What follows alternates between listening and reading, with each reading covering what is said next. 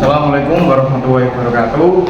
Perkenalkan, kami dari kelompok 3 dengan saya memperkenalkan diri Muhammad Safi'i dengan NIM 2450220098. Saya Jokmana dengan NIM 2450240007. Saya Wahyana Nurul Aini dengan NIM 2450240014. Pernah nggak sih kalian berpikir gimana sih komunikasi bisnis orang yang berbeda budaya? Nah, dalam video ini kami akan membahas komunikasi bisnis lintas budaya secara mendalam. Nah, selamat menonton!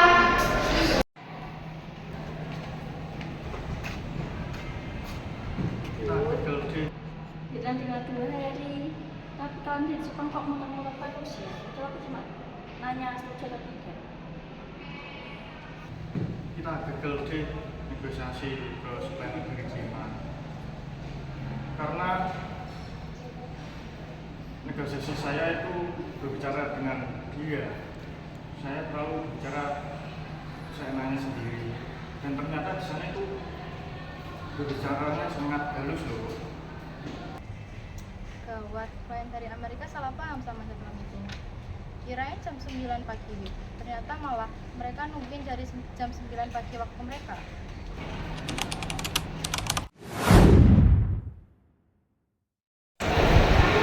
Pernah gak sih kalian merasakan komunikasi bisnis itu rumit, apalagi lintas budaya dari segi bahasa, gaya, dan bicara.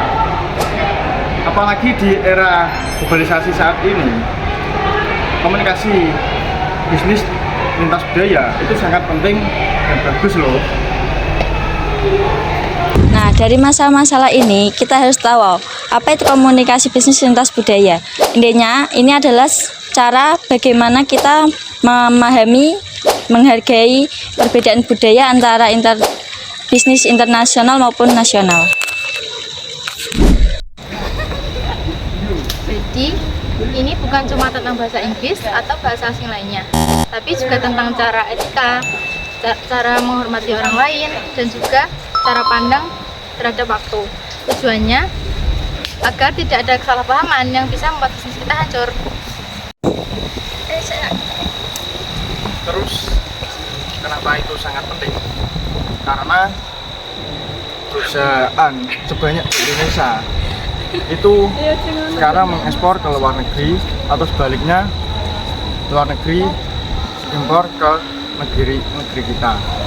Nah, dari itu kita itu dituntut untuk berkomunikasi secara efektif, yang dia itu berlatar belakang berbeda budaya.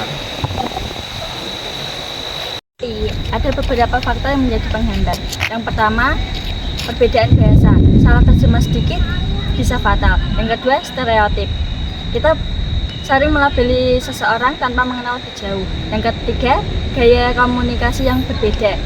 Ada yang belak-belakan dan ada juga yang halus. Yang terakhir ini yang paling bahaya, etnosentrisme, yaitu menganggap budaya sendiri paling benar.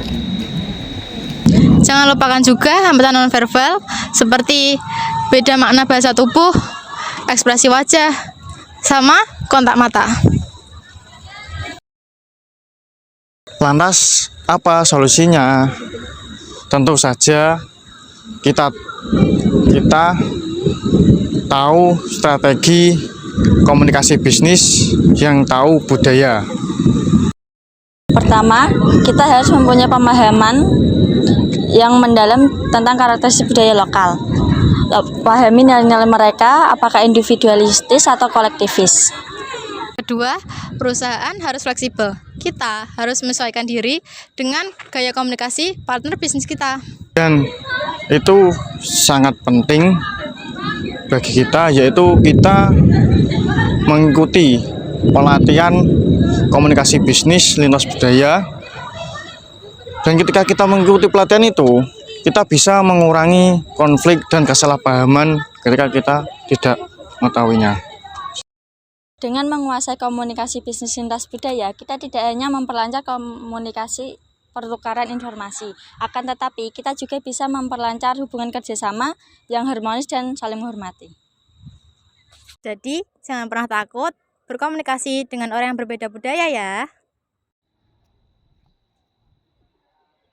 Justru disitulah letak tantangan dan kesuksesan menuju komunikasi bisnis lintas budaya. Itu tadi sekilas singkat video dari kelompok kita, yaitu kelompok 3 yang menerangkan tentang komunikasi bisnis lintas budaya. Gimana? Menarik kan? Sekian dari kami. Bila ada pengucapan yang salah, mohon dimaafkan.